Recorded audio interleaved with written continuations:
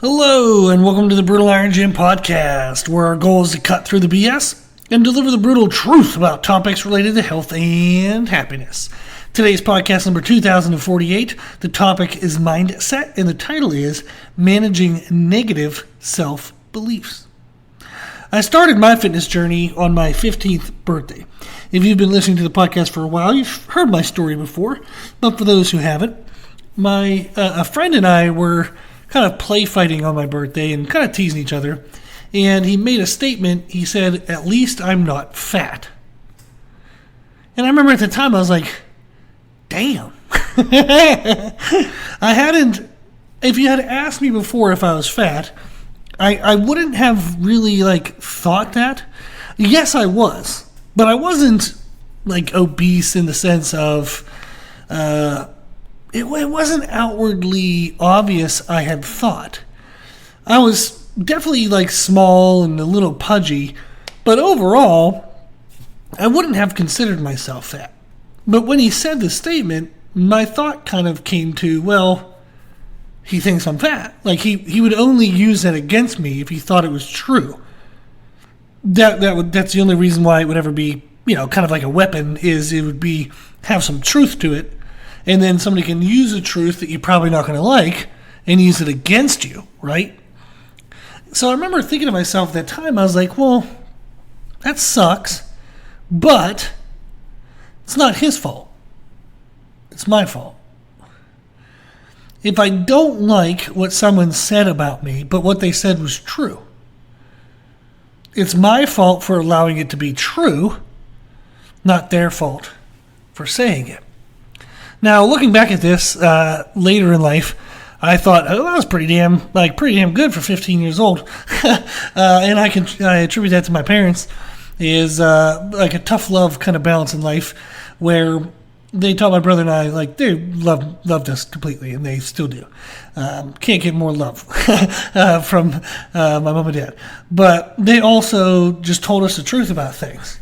So if you were being a shithead, they'd tell you you're being a shithead. So it was that realization growing up that way that, yeah, if somebody said something that was true of me, my parents, kind of said what was true of my brother and I, and if we didn't like it, well, that was our choice to change, but they weren't going to not tell us, right? So when the friend said that, I was like, okay, this is my job now. This is my responsibility. If I don't like that he said that I'm fat, it's my job to not be fat.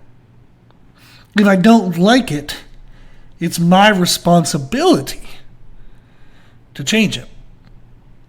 So I started doing push-ups and sit-ups every single day. I wanted to do 250 push-ups and 250 sit-ups every single day at my 15th birthday. And I did that till my 16th birthday. I only missed 10 days that whole year. And at the time, I couldn't even do 20 push-ups in a row, so it took me forever to do the push-ups. And I would just do as many push-ups as I could, roll over, do as many sit-ups as I could, roll over, do the push-ups, roll over, do the sit-ups, until I got to 250 of each. Now, that took me over 2 hours, many nights, to do that. I was not in good shape. I was a 165-pound kid, well over 20% body fat. I had no visible veins, no visible muscle definition anywhere in my body. You could grab a roll of fat around my midsection at 165 pounds. So I punished myself basically for a full year. I tried my best, but didn't really see a lot of change. I coincided that, unfortunately, with anorexia. So I was only eating one meal a day, and that was a big reason as to why I definitely didn't see any muscle growth or muscle development or any muscle definition. It was essentially the dumbest, worst way to get started. But, hey, I got started and here I am. That's something to say of it. But at 16, I asked my parents to get me a weight set, which I believe was $600 at that time. That was your, happy Thanksgiving, birthday, Christmas, Easter, happy everything for the next year or two kind of gift. But it was awesome. They gave that to me and changed my life completely. It got me here. And so very grateful, actually, for the friends play fight comment and for my parents' support in the process. But that mindset of, if I don't like something, it's my responsibility to change it. It helped me through that phase of my life, but it's actually helped me many, many, many times over. One other issue, I'll bring up, is I'm blind in my left eye, and when I was younger, it was more pronounced, but my eyes are slightly crossed a little bit. So my left eye dips in a little bit compared to my right. And I had a birth defect, Pierre-Robin syndrome, when I was born, so my vocal cords and throat are all kind of weird and twisted. So my voice is higher pitched than a typical male. I actually had a speech pathologist tell me that to my face. So it's not even something that you can just I feel like this is true, but I don't really know, so maybe it's not. I 100% know it's true, and that sucks. So I was like, damn it. But I was, slightly cross-eyed, higher-pitched voice. I was very lucky in high school that everybody who knew me, grew up with me, everybody was very kind. I didn't really feel those issues in high school. But when I got to college, the interactions were different. I remember I would look at somebody and I'd be talking to them, and they would actually, as I was talking to them, they would look off to their left, behind their shoulder, to see what I was looking at, because they thought I was looking at something behind them rather than at them. And when somebody does that, when you're looking at them and they turn and look, you're like, soul crushing. Your heart just drops. It's like, okay, yep, the cross-eye got them. They don't even know I'm looking at them, and I'm talking right to their face. Damn it. But it was interesting. And by interesting, I mean very demoralizing. So I started to avoid people. I didn't really speak up much. And it was a bummer. It started to take kind of a hit on my self-belief of my own value. And thankfully, though, I eventually realized, you know what, this isn't helping me.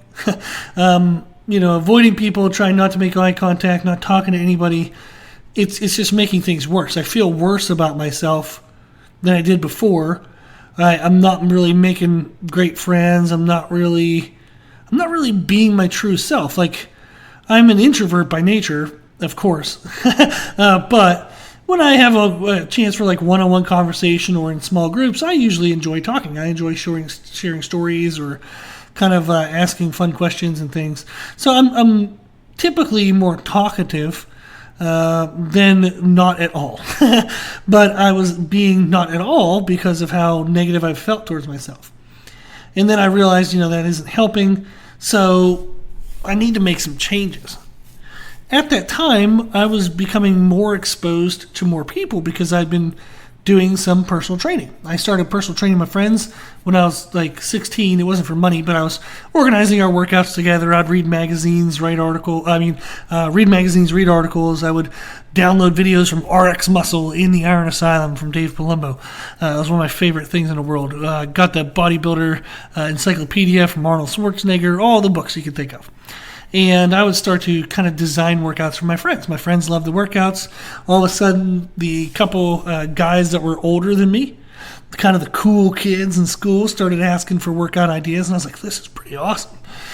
So there was one friend who there's a couple older friends that I got to help.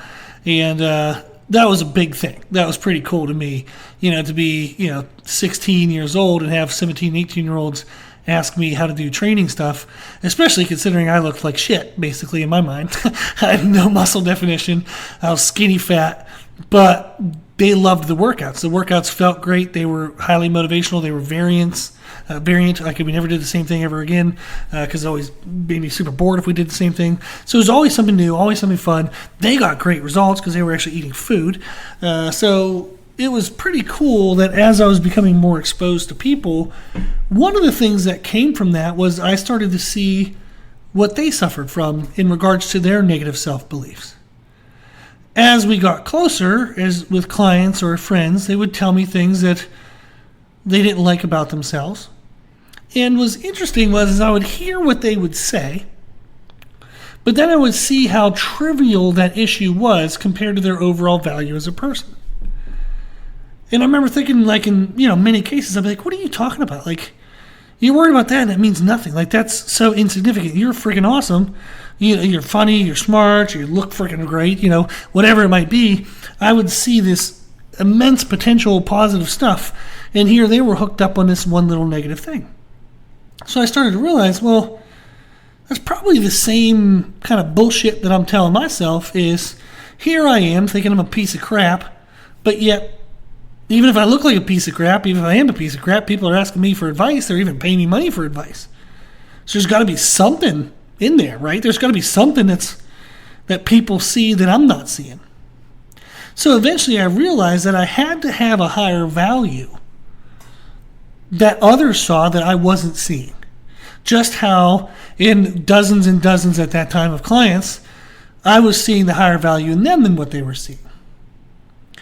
So I realized that it was better for me to speak up. It was better for me to share my knowledge. Yeah, I might be cross-eyed. Yeah, I might have a higher voice than a normal male. I might not look like the people in the magazines.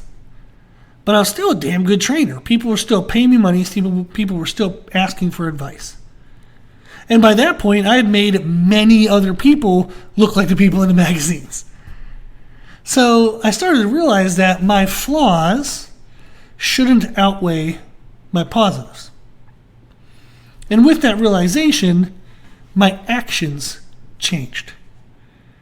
I went from avoiding eye contact, avoiding communication, to actually seeking out opportunities to meet people and speak in front of large groups. I started to join classes and groups and things in college. I started to take on opportunities outside of regular curriculum in order to gain exposure and gain experience and gain knowledge. So previously, my actions had contributed towards my negative self-beliefs. But as I changed my actions to countering those negative self-beliefs, I started to develop more positive beliefs. Our actions are very, very, very impactful. When you think of yourself, what don't you like about yourself? What do you believe to be your weaknesses? Now, when you look at your actions, are your actions supporting those beliefs?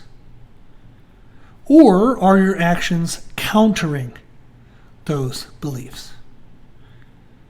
If you believe you can never stick with a diet, do you then allow yourself to break from your diets with minimal resistance? You get one or two little issues that come up and you're like, oh, this always happens. And then you just revert back to bullshit old habits.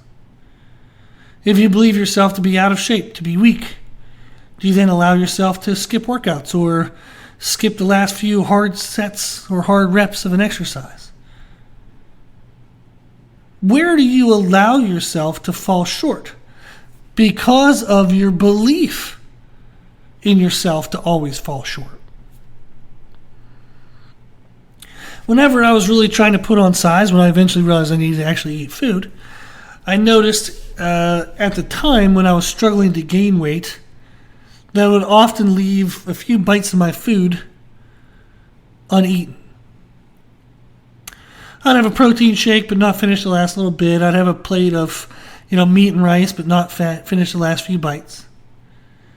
But yet I would think to myself I just can't ever seem to gain weight. And I remember one day I was in my apartment, I was eating some food and I was like, I'm just so stuffed, I just can't eat anymore. And I put the plate down and then I looked at the plate and I was like, dude, there's like 3 or 4 bites there. I was like, you freaking dumbass. And I said much worse things to myself. I don't have definitely didn't have great language towards myself. I've gotten a lot better. But that is the very mild version of what I would have said to myself is, you dumbass. You can't grow because you're not eating your freaking food. Here you are whining and bitching and moaning about, I can't ever gain weight. And you dumbass, you're leaving bites of plate, like you're leaving the food right there. That growth you want is right there in that freaking plate. What the hell are you doing bitching and whining about what you can't get when you're not even putting in the work? And again, it was much more aggressive than that.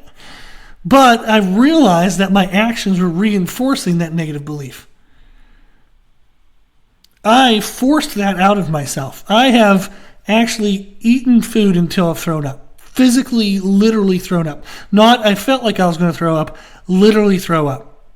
I was drinking a shake of protein and oats one time before I went into a college class. And again, I got to like the last little bit and I was just going to leave it go. And I'm like, no, this is bullshit. Like you said you want this, bleeping man up and, So I drank again. I was like, oh my gosh, I feel disgusting. I feel so gross. I'm going to throw up. I was like, shut up, do this, So then I drank the last little bit and just vomited everywhere. So I was in the parking lot outside the building throwing up protein and oats. My number one thought immediately after I threw up was, damn it, I have to make up those calories. But that's what I had to do to myself, is I realized that my actions previously were reinforcing that negative belief that I can't ever grow. So what did I do? It was my responsibility to change that. I'd freaking eat every damn bite until I threw up. Literally. And I forced myself to grow. Then when I would diet to try to lose weight, I was always frustrated I'd get to my end of my diets, but I never really looked any better. I would lose weight, but I didn't have a better muscle to fat ratio. There wasn't more definition. There wasn't more lines, more veins. I just weighed less, but I looked the same. And then I realized the reason why was because instead of dieting in a controlled deficit, I would severely restrict food and overexercise. I would take everything to an extreme because it allowed the process to be done quicker, and it gave me this, martyr mentality, which helped me through the suffering. It's somehow easier to suffer to a larger degree than it is to a smaller degree. The larger degree of suffering, you get to have the look at me, I'm, such a badass, or, oh, everyone look at me, woe is me, and this is so hard, if people only knew how hard this was, blah, blah, blah. You get to have that mindset. But if you just suffer to a smaller degree, the actual right degree, it's not that, it's not fun. Because you're like, yeah, I'm uncomfortable at times, but I'm okay. It's too marginal of suffering. It doesn't create self-pity. It doesn't impress other people. There's nothing to it. In the sense, you can't get this value out of that suffering. So I had to learn, and I had to challenge myself, could I suffer to a smaller degree? Could I suffer to a degree that no one would care, no one would notice, and I can't even really be impressed by myself? That's weird. That is probably very weird. But that is what I had to kind of work through. And that was a huge realization for me. I started to be able to gain weight in a more efficient and leaner manner. I started to be able to do cuts in body fat to where I would actually lose just body fat and not muscle. I would improve my body composition.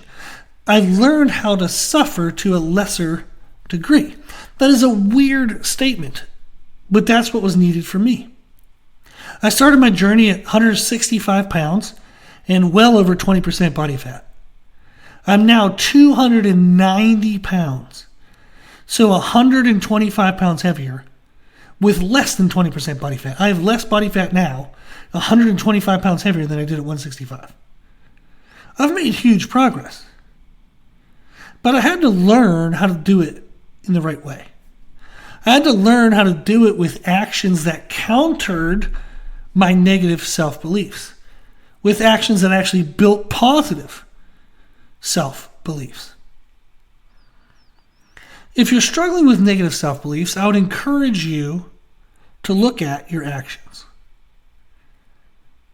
Are you acting in ways that confirm the beliefs, or in ways that are countering the beliefs? You don't have to be perfect. You don't have to do the right thing all the time. But what's the trend? Are you making positive progressions in your actions? Are you doing the right thing more often? If so, then you're going to make positive progressions in your outcomes. With each decision you have, it's helpful to ask yourself, is this helping me or is this hurting me? It's a very simple question, but it can be a painful question. I've actually tracked that question. I am weird. I am well aware of that, but I have actually tracked that question. I have gone through my day, and in the decisions that impacted whatever my goal was at the time, whether it was to get stronger, build muscle, gain weight, lose weight, whatever it was. And if I had a choice that day that was impactful towards that goal, I would actually track it like a little tally mark of whether I made a helpful or hurtful decision.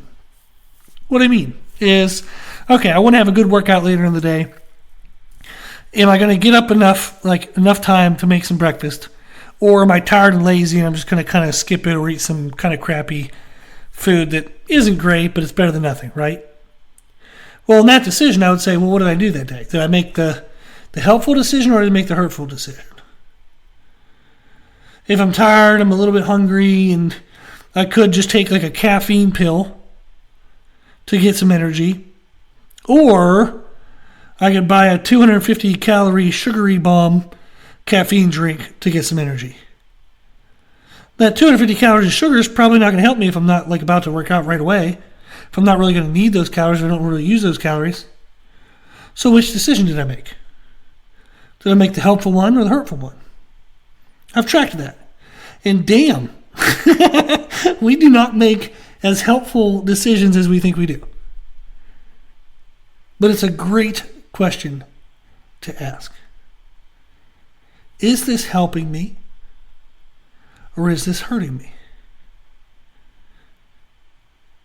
Be mindful of that question. Be mindful of your actions. When you have a choice, choose what helps you. Choose actions that counter your negative self-belief, not actions that confirm it, that contribute towards it. Do the opposite of those negative self-beliefs, and that will help you actually work your way away from them. You'll believe that maybe they're not as true as you think they are, and that maybe you are pretty damn awesome, and you can do some awesome things. You really can. If you have any questions, if you need anything, reach out on our website, www.brutalirongym.com. On the bottom of the homepage is a contact form. You can send me any questions you want. We have our podcast player on there for older podcasts if you want to check that out. We also have some free information on the website as well. So check out the website if you've never had before. There's some good info on there. But reach out. If you need anything, if you need help, reach out. I'm always here. If you like the podcast, please share the podcast. The more people that know about the podcast, the more people can be helped by the podcast. If you like the podcast, please consider donating to support the podcast, which you can do on the website. Also, if you like the information we share in the podcast, you can find more from us on our social media channels. You can find us and follow us on Instagram and YouTube under the name Brutal Iron Gym. As always, I hope this was helpful, and thank you for listening.